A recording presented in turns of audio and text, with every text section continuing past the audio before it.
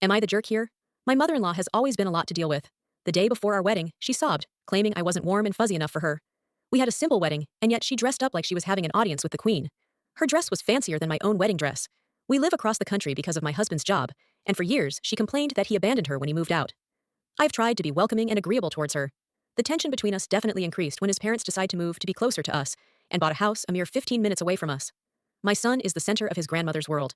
He has some health issues, and she has been incredibly helpful to us since the move. She takes him to doctor's appointments, helps out when he gets sick, watches the house, and feeds the cats when he's in the hospital. He is immunocompromised, and this comes with a lot of added health issues. My mother-in-law has HSV. This is known as herpes simplex virus, commonly presenting as fever blisters or cold sores. We have had at least a dozen talks with her that she is not to have her mouth anywhere near my son. No kissing, sharing utensils, using the same towels or face cloths, etc. She has broken this rule multiple times. Each time, we have another chat about how important it is to abide by our rules. Last week, she came over with an open cold sore and gave him a raspberry on his cheek. I immediately asked her to stop.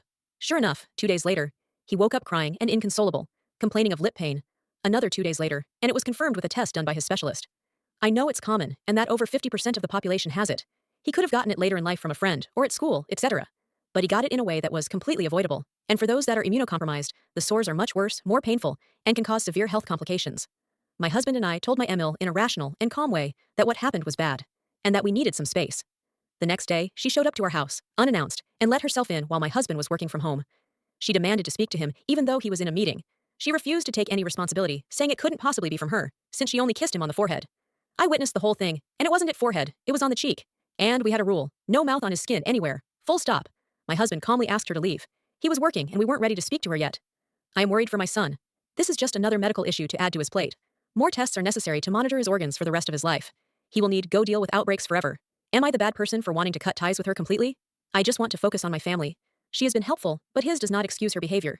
She put my son's health in jeopardy, and I am tired of her passive-aggressive behavior. We spoke to her about this so many times, and she chose to act selfishly. So many times. My husband has received several texts from her asking to see her grandchild. Her attitude is, poor me, let me see my grandchild. My father-in-law showed up last month, yelling at my husband, and told him he didn't understand what this was doing to his own mother. He even went so far as to say, I don't know why we moved here. He even hinted that it was my fault. My husband asked him to leave, and my father-in-law stormed off. Today, my mother-in-law showed up unannounced and tried to get into our house. Thankfully, we changed the locks.